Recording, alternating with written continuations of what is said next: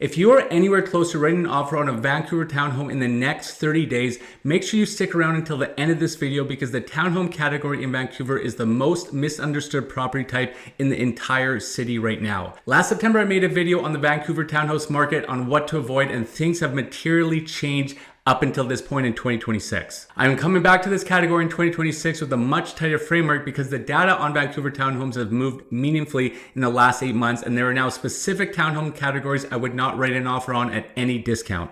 According to the Greater Vancouver Realtor benchmark pricing, townhomes are now sitting at $1,043,400 in April, down 5.1% year over year. BC mortgage delinquencies are climbing while the national rate has stabilized per Canadian Bankers Association data. Vancouver new lease rents dropped 3.6% year over year in the first quarter of 2026, and Vancouver Townhome Strata corporations are now navigating a perfect storm of older envelope cycles, rising strata insurance premiums, and a buyer pool that is structurally smaller than it was 18 months ago. So this is not the same video I made last September, and the categories of townhomes you should not touch in 2026 are different than the ones I told you about last year. So let me show you exactly what has changed. Vancouver townhouses sit in a structurally awkward position in the housing market. You are paying more than you would for a condo of the same square footage, and you are paying less than you would for a detached home and even a duplex in the same neighborhood. But your buyer pool when you eventually sell is materially smaller than either of those two categories. A condo at $600,000 has an enormous qualified buyer pool, and a detached one at $1.8 million and even some duplexes have a defined but really qualified buyer pool with rental income offset potential on those detached markets.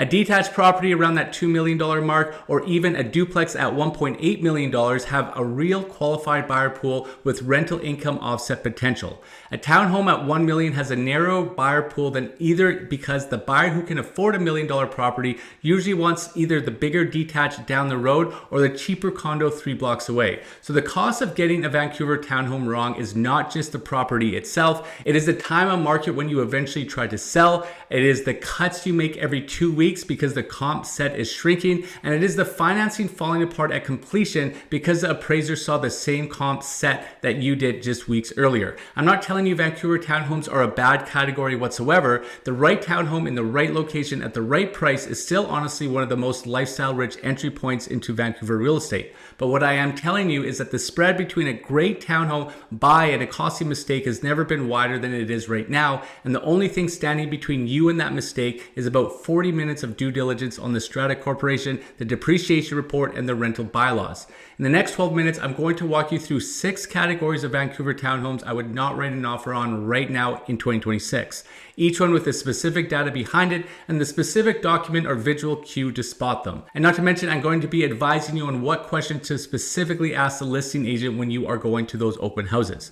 For those who don't know, I came up in the trades. I spent 11 years in the construction industry working on everything from residential homes all the way to the River Rock Casino. So because of that background in construction, as well as 6 years working as a firefighter, it gives me a little bit more. It helps me spot overall construction failures and other things within the Strata Corporation minutes. And because of that, I can look into the documents as well as the structure itself to see what building failures are out there. Are there framing problems, foundation issues, water intrusion issues, very, very quickly when we go to those open houses or those private showings. So I want to share some of that experience I have with you so that you don't get trapped into a bad purchase. Trap number 1 is Vancouver townhomes with strata fees over that $600 a mark relative to building age and amenities. And that is a trap that quietly destroys your monthly cash flow without ever showing up at the listing price. Vancouver townhouses are full strata corporations, which means the strata is responsible for the roof, the exterior cladding, the common areas, landscaping, the visitor parking, and any shared mechanical systems. But unlike a 60-unit apartment building that can spread those costs across 60 owners, a townhouse complex of 15 units has to spread the same cost around just 15 owners. So per unit strata fees in Vancouver for townhomes typically run around that $400 a month mark, but you can see things get a little bit crazy of upwards of $1,000 a month depending on overall building health. What honestly matters is not the absolute number. What matters is the ratio of the strata fee to the building's age, condition, and amenity profile. A $400 strata fee in a 5-year-old building with a healthy contingency reserve fund is very, very much reasonable. A $400 strata fee in a 25-year-old building building that needs a roof replacement is too low and there's a special assessment coming down the line. An $800 strata fee in a 5-year-old building with a pool, a gym, and concierge may be reasonable for some, but at that same $800 marker, strata fees in a 20-year-old building with no amenities is honestly just way too excessive and is signaling underlying operational problems. So what do you want to look for as a buyer when it comes to due diligence? And this can be applied to condos as well as townhomes. Obviously, the Form B for the current strata fee, the CRF balance, and any special assessment history. You pull the depreciation report and identify the upcoming capital work in the next 3 to 5 years and calculate the ratio of CRF balance to upcoming work. If the upcoming work is more than 2 times the CRF balance, you're looking likely at special assessments inside 24 months on top of the existing strata fee. This is honestly the math you need to run before you write any offer. Trap number 2 is a 3-story townhouse with no main floor bathroom whatsoever. This trap is about your future buyer pool, not your current lifestyle. Vancouver townhomes are typically 3 stories, garage and laundry on the ground level in most cases, living area on the main floor with bedrooms on the 3rd floor. And that layout works terribly for those who have mobility issues. With the demographic shift in Vancouver real estate over the next 10 years is heavily skewed towards aging buyers who specifically do not want stairs. So when you eventually go to sell a 3-story Vancouver townhome that does not have that bathroom on the main floor, and you are excluding your buyer pool for a multitude of issues. You may not be someone with mobility issues who purchases it, but you may have family members or friends who do. And it is very annoying when you have guests who have to go all the way up a flight of stairs just to use the bathroom. It's much more convenient to have that bathroom on the main living space, or if you have people with mobility issues, they may not be able to use it whatsoever. And as we are entering into an area where the population is aging, this is something to very much be concerned about when you are looking at those specific floor plans and to look at what that buyer pool could look like in the years to come. A pro tip when we're talking about these floor plans, some Vancouver townhomes can have a den or office on the main floor that could be converted to possibly a space for sleeping. So when you're talking about mobility and making sure that you have a wide variety of buyers to purchase that home in the future, these are some of the things that you can look for when you tour a Vancouver townhome for a bonus. Look at the floor plan and ask whether the main floor has any flexibility to become a primary bedroom in the future.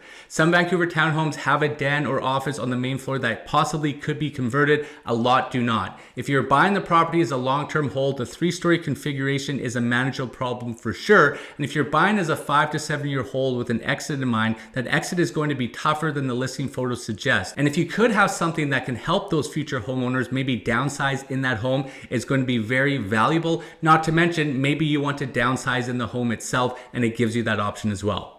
Trap number 3 is Vancouver townhomes built between 1985 and 2000 in the Leaky condo era. The same construction practices that created the Leaky condo crisis in Vancouver apartments also affected townhouse construction during the same era. Face sealed stucco was the issue with no rain screening behind the cladding. Wood frame buildings detailed by people who had not yet figured out how to keep British Columbian rain out of a wood frame envelope. Roughly 45% of all strata units built in BC between 1985 and 2000 had envelope leak problems, and Vancouver townhomes from that era are right in the middle of that population.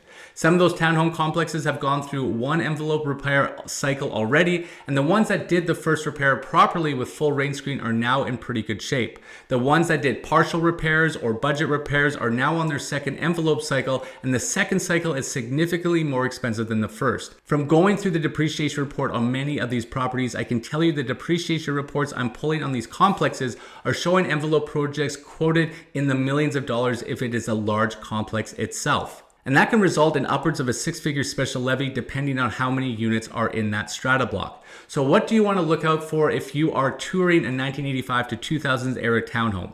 Walk the perimeter of the entire complex before you go inside any unit. Get there a little bit earlier and look for that horizontal metal flashing line that indicates a proper rain screen system. Look for staining at window heads and look for paint blistering at the soffit to fascia transition. You look for repair patches in the stucco that do not match the original finish and any discoloration. These are the signs of past water intrusion that may or may not have been properly addressed. If you pull the depreciation report and look specifically at the envelope and roof line items, that's very important. Have a review of the strata minutes from the previous 2 years and look for any mention of envelope work, water intrusion, or moisture testing. If any of those documents are unavailable or the strata is hesitant to share them, I would walk away. Trap number 4 is Vancouver townhomes with tandem parking, single garages, or no visitor parking.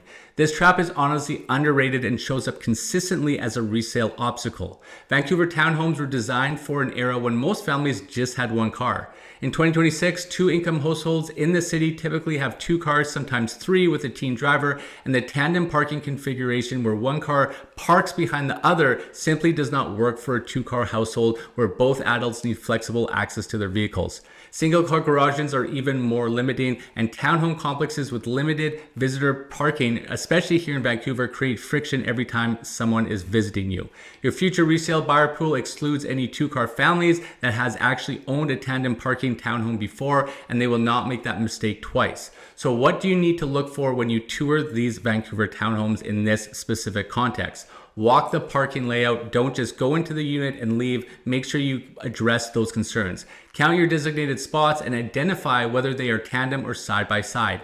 Count the visitor spots for the entire complex and divide by the number of units to see how realistic visitor parking actually is and see how close it is in proximity to your unit. Ask the listing agent whether residences commonly park on the street outside the complex, which is a sign that the internal parking allocation is inadequate. If you are a 2-car household, single-car garage, or tandem parking should reduce your offer price by 5 to 10% below the comparable side-by-side parking property, or you walk away. That's simple as that.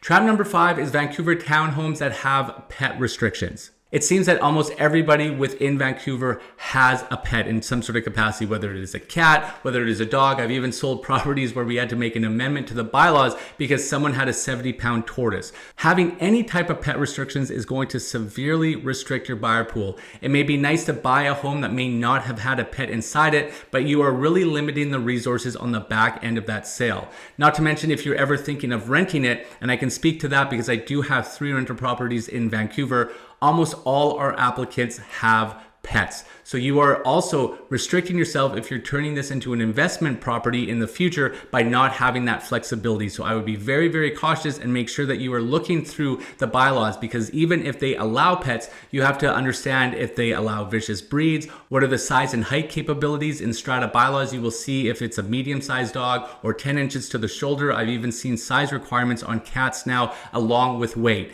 And for those who think that you can just purchase something and sneak your pet inside, you need to be very, very careful. A lot of people don't understand how much power a Strata has. A Strata can sell your unit out from underneath you if you do not comply with Strata rules. So if you have unpaid Strata fees or housing a pet that you're not supposed to have, you will get fined, you will get notices, and if you continue to not to comply, they can actually put your unit up for sale. So be very, very cautious about that and understand exactly what are in the bylaws and rules of each Strata townhouse that you purchase into. Trap number 6 is Vancouver townhomes and stratas with active or pending litigation. This is the same trap I covered in the Vancouver condos video, but applies to townhome complexes for the same reasons and with the same downstream effect. Litigation against the original developer over deficiencies, or if it's litigation between the strata and a contractor or consultant, or even litigation between 2 owners that escalates into a strata-wide claim. Litigation does several things to a Vancouver townhome strata that you need to understand before you buy into it. Strata insurance premium increases, sometimes dramatically, depending on the legal fees, and the lender pool for the building can shrink as well because some banks exclude litigated stratas from their approval matrix depending on what that litigation is. Legal fees pile on top of the operating budget, and strata fees go up on the next AGM, and maintenance of the building can also get deferred because of the litigation cost depending on what that is. So when you are buying into a complex where the insurance is unstable, the lender pool is shrinking, the operating budget is bleeding legal fees, and the capital plan is on hold, none of that is going to be on the listing description, and it's on you and your agent to do the proper due diligence.